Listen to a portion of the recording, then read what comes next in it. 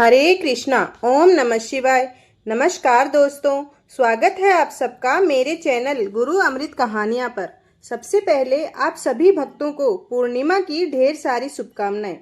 पूर्णिमा को इंसान की उम्र और सेहत के हिसाब से बहुत लाभकारी माना जाता है।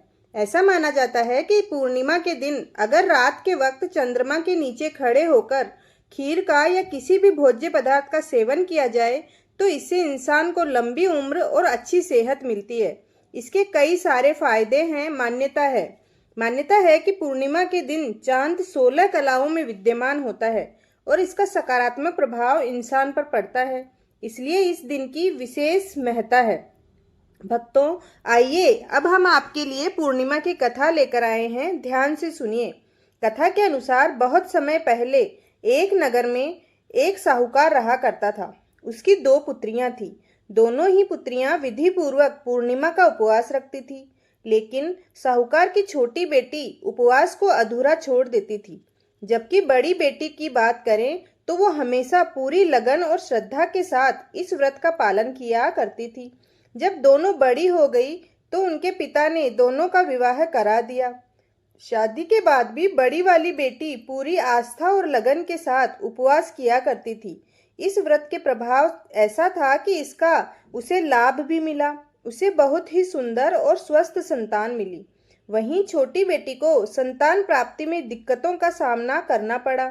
वो काफी परेशान और दुखी रहने लगी। इस बात से साहूकार भी बहुत चिंतित रहने लगा। इसके बाद साहूकार ने ब्राह्मणों को बुलाकर अपनी छोटी बेटी की समस्या बताई और उसका समाधान पूछा। पंडितों ने मामले की गंभीरता का पता लगाया और साहूकार से कहा कि आपकी छोटी बेटी ने पूर्णिमा के व्रत का नियम पालन सच्चे मन से नहीं किया, इसलिए इसके साथ ऐसा हो रहा है। ब्राह्मणों ने उसे इस व्रत की विधि बताई, जिसके बाद उसने पूरे विधि विधान से फिर से व्रत रखा। इस बार छोटी बेटी की आस्था रंग लाई और उसे संतान की प्राप्ति हुई, लेकिन संतान जन्म के कुछ दिनों तक ही जीवित रह सकी और उसका निधन हो गया। यह देखकर छोटी बेटी और भी विचलित और मायूस हो गई। तब उसने अपनी मृत संतान अर्थात मरे हुए बच्चे को पीढ़े पर लेटाया और उसे कपड़े से ढक दिया। उसने अपनी बड़ी बहन को बुलाया और उसने अपनी बड़ी बहन को बैठने के लिए वही पीढ़ा दिया जिस पर उसने अपनी मृत संतान को लेटा रखा था। बड़ी बहन जैसे ही पीढ़े पर बैठने लगी तो रहस्यमय तरीके से कपड़े के छूते ही बच्चे के रोने की आवाज आई। बड़ी बहन आश्चर्य में पड़ी कि तू अपनी ही संतान को मारने का दोष मुझ पर लगाना चाह रही थी। तब छोटी बहन ने कहा कि यह तो पहले से मरा हुआ था, लेकिन आपके पुण्य प्रताप और स्पर्श से इसके प्राण वापस आ गए। इसी दिन के बाद से पूर्णिमा व्रत की शक्ति का महत्व हर तरफ फैल गया। सभी लोग पूर्णिमा के व्रत को करने लगे। इसलिए वैशाख पूर्णिमा को पीपल पूर्णिमा भी कहा जाता है। हम आपको बता दें, वैशाख पूर्णिमा या पीपल पूर्णिमा पर पीपल के पेड़ से जुड़े कुछ उपाय।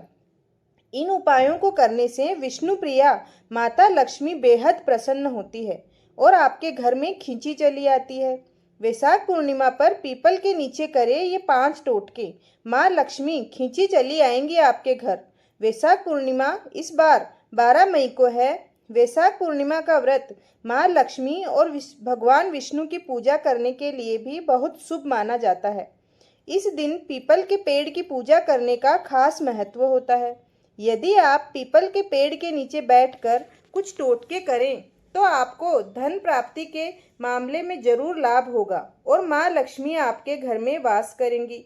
तो भक्तों, जानिए वो कौन से हैं वो 5 उपाय जो आपके घर की दरिद्रता को दूर करने में महत्वपूर्ण रूप से सहायक सिद्ध होंगे। पहला है सरसों के तेल का दीपक। वैशाख पूर्णिमा के दिन शाम के वक्त प्रदोष काल में पीपल के पेड़ के नीचे सरसों के तेल का दीपक जलाकर रखने से आपको लक्ष्मी की प्राप्ति होती है और हर कार्य में आ रही बाधाएं दूर होती है। करियर में भी शानदार सफलता मिलती है। आपके घर में धन की कमी नहीं होती। दूसरा उपाय है पूर्वजों को प्रसन्न करने का उपाय। वैशाख पूर्णिमा की शाम को केले के पत्ते पर चावल, दही और सरसों के तेल से तला पापड़ रखकर एक कुल्हड़ में पानी लेकर पीपल के पेड़ के नीचे रख दें। इस उपाय को करने के बाद पीछे मुड़कर ना देखें। ऐसा करने से आपके पितृ प्रसन्न होते हैं और आपको संपन्न होने का आशीर्वाद प्रदान करते हैं।